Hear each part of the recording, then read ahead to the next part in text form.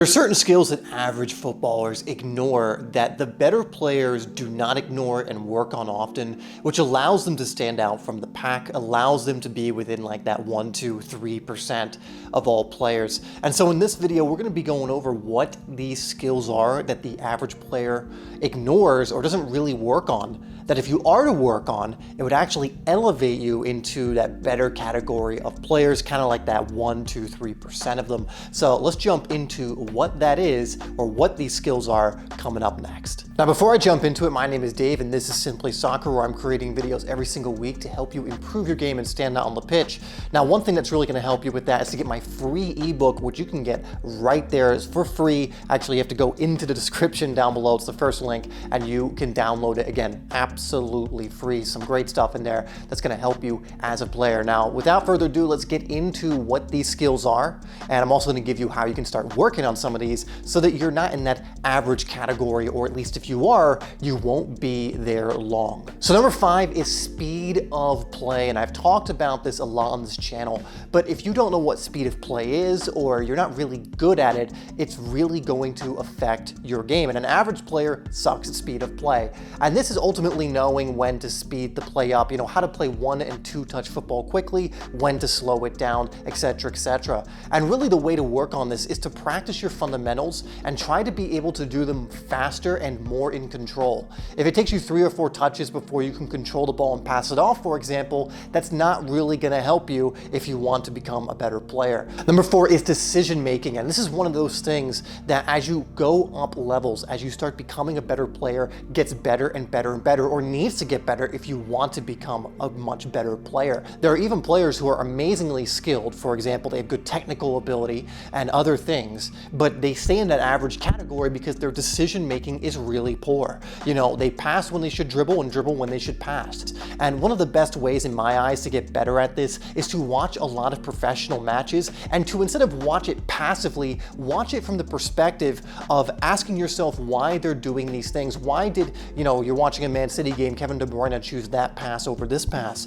Why did he delay this pass and instead turned around and went and did this? Why did he play quick there? Why did he play slow there? So if you're enjoying the video so far, please hit that like button. Now we'll move on to number 3. And number 3 is simply confidence. And I can't tell you the difference it'll make between a player, and let's say we have one player, right? So we have player A. There's going to be a massive gulf in difference between when that player is confident versus when they are not. I mean, it might even look like a completely different player. You might see them play on one day and they're not confident and be like, well, they're not really good. They're just not a good player, right? Because they're taking bad touches, maybe they're making the wrong decisions. And let's say you go back and watch them play again, but this time they're filled with self-belief and confidence. They really are just turned on when it comes to their confidence, and they have an immaculate game. Every touch they take is great. They're choosing the right options. Maybe they score a goal and you're wondering, well, what happened? Why is it so different from one game to the next? And the answer is confidence. If you go into games without belief in your abilities, you go in with doubts, it's going to affect your performance every single time. Now, one thing I have that can help you with this is Complete Soccer Confidence, where we take this and actually allow you to become confident, show you how to do that. But ultimately, it's something you need to work on. You can't skip it. And again, like when I feel for players who actually do work on this and then finally see the difference when they are confident, they really get it after that, because it's like, wow, it makes such a huge difference. You can play twice, sometimes 3 times as better and also more consistently because you just believe in your ability. Number 2 is positional IQ. And this is an interesting one because it has to do with, it's kind of, I guess, can fall in decision making or just general football IQ. But positional IQ is massive, especially in certain positions. You ever had a player on your team who's just always out of position and it keeps hurting your team? For example, then someone has to cover that position and they're out of position. Not having good positional IQ can really hurt your team and your performance. And this can work on many different fronts too. This could be you're just not taking up the spaces you need to take up when you're in the attack. Let's say you are a center midfield player who's more tasked at supporting the striker, right? You're playing right behind them.